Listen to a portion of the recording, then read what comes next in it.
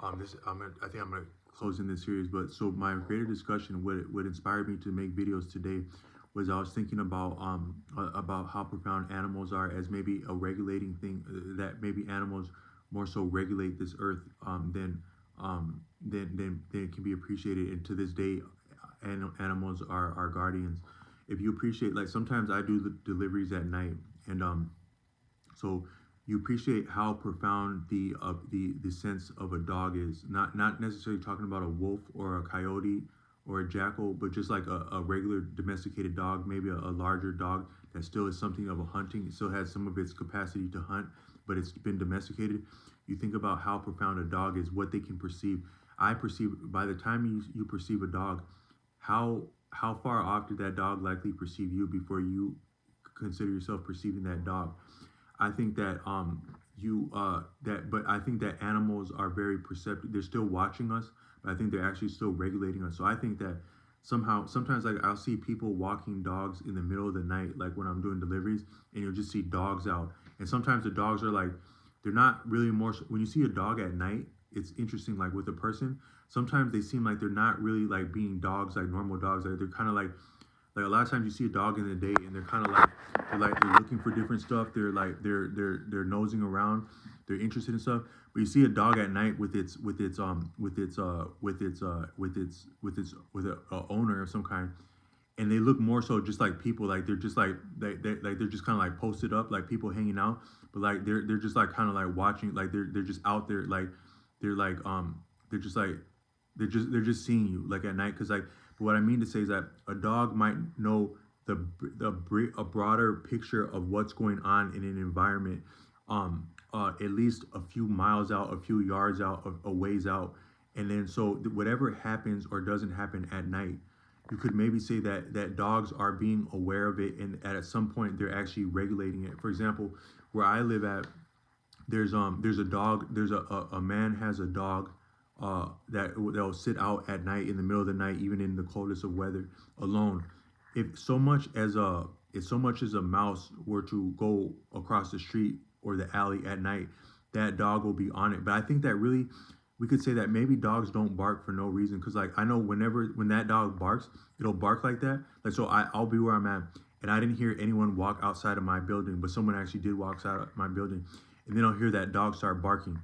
Then a minute or two later, someone will fire up their car because they had been out there walking, getting into their car, and the dog was on that and responding to that and barking about that and letting it be known. Now, when that dog barks like that, is that bark's being heard by me? Is that dog not at least being heard by another dog somewhere else? As fine as dogs hearing is, with that dog. So I mean to say, it's almost like a network of dog. As much as we can appreciate that dog barking like that to alert. So is that dog? It's not necessarily see a dog. If a dog wanted to hurt a person, I don't think a dog would be barking at a person because dogs can be as wise and cunning, and they can get up on something if they want to hurt it or even to protect it. So actually, when a dog is barking at you, they may be more so protecting you because they're making you aware that they're there. Because if they wanted to hurt you, they wouldn't have to bark at you. They'd be on you, and you would be up out of here. If you've ever seen a dog get vicious, I've seen like a police dog that's been trained, and it's like nothing. It's like something out of this world to see a dog that actually would have a problem with a person. It's really incredible. But so if a dog is actually barking at a person, they're more so warning that person and letting that person know that they themselves are there. But then if that dog is barking and that person, they're both warning that person, but they might be warning other dogs is what they're doing because that bark would carry. My friend who is Native American, he didn't appreciate one of my bosses whistling at night one time, and I learned later from and he meant that. I could feel what he said when he said that, but I didn't understand it. And then later I came across a channel on YouTube called Navajo Elder Teachings, and then they're explaining that in some of the peoples of the Americas, they understood that at night sound may behave a little bit differently, or it may stand out more. Because part of night is that things just stand out more at night because there's less activity to contrast it. So sound is different at night, but it also carries at night, like a whistle. So a whistling at night could betray presence to another interest at night, which is why it wouldn't be recommended in certain indigenous American peoples' under traditions and understandings. But then you can imagine with that same logic that a bark would likely travel as far, if not many times farther than a whistle. Um, but that might be arbitrary, which would go further. But all I meant to say is that when these dogs are barking like that, it might actually be like a warning network where this dog is aware of that's coming there, that's happening there, that. So when you see dogs out at night with their owners, their behavior is a little bit different at night, but it also might be just because they still are our guardians and they know what's going on. So they're like, yeah, so there's someone. I think that maybe if you think about how stealthy a dog can be, there may be almost no point when a dog when you see the appearance of a dog that it didn't allow itself to be seen by you. You could even maybe a dog with its owner, because if you think about how I think sometimes dogs, they exert more influence. Animals exert more influence than we can appreciate consciously, and even that might affect our behavior and decisions and paths in engaging with them as an owner, as a human being. So I still say, if you are allowed to be seen by a dog at all, it might be a warning. It might also be true with, if you imagine, say you go to like a rural area. I have some family that was they're skilled and gifted with outdoors, like outdoorsmanship, and in some of the areas where they were at, and some of them worked there. You go to these areas and you start to feel like you're getting out of bounds a little bit. You're getting remote. You're getting rural a little bit, and you're also getting extended and vulnerable by being that far away from people and civilization. Some people say you're more vulnerable in civilization, and there's more dangers in civilization. But you maybe could just say there's different dangers in civilization, in population, bodies of population, and then more rural positions. But you start going down there, and then you see some deer. Now, a lot of things in nature are shy and they're trying to get away from your attention, but you see some deer and they're not even shy about you, they're just checking you out. But those are deer. Oh, look at the sweet deer. We're getting out here, man. It's sometimes it's a little bit dangerous getting out here, but there goes some nice little deer right there.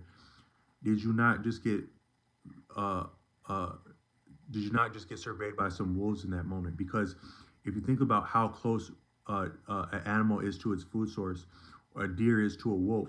Now, say another example. Say you go to another rural area and you see some beautiful women checking you out at another area.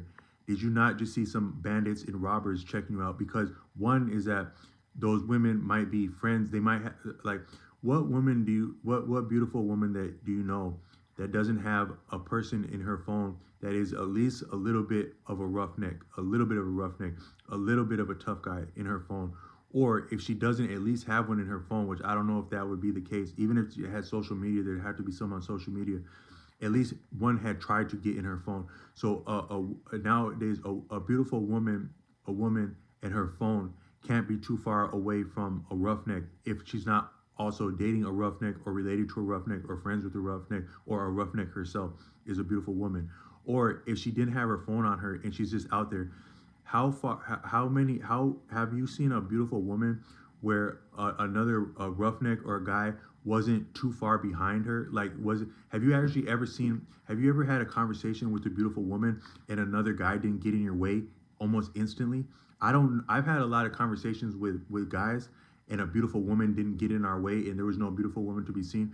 But I can't think of too many times where I talked to a beautiful woman and a guy wasn't somewhere around, either a coworker.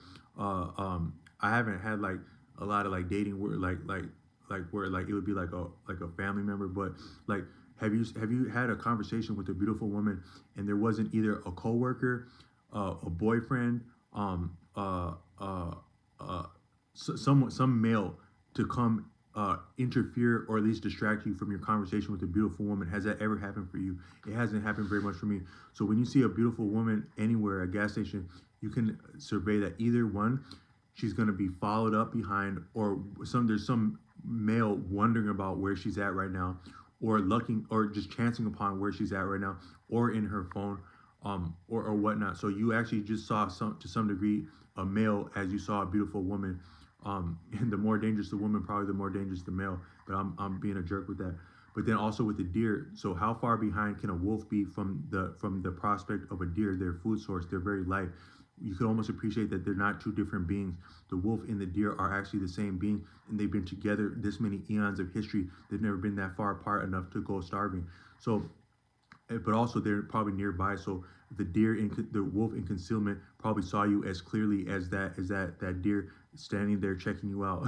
Just to talk about these animals around us.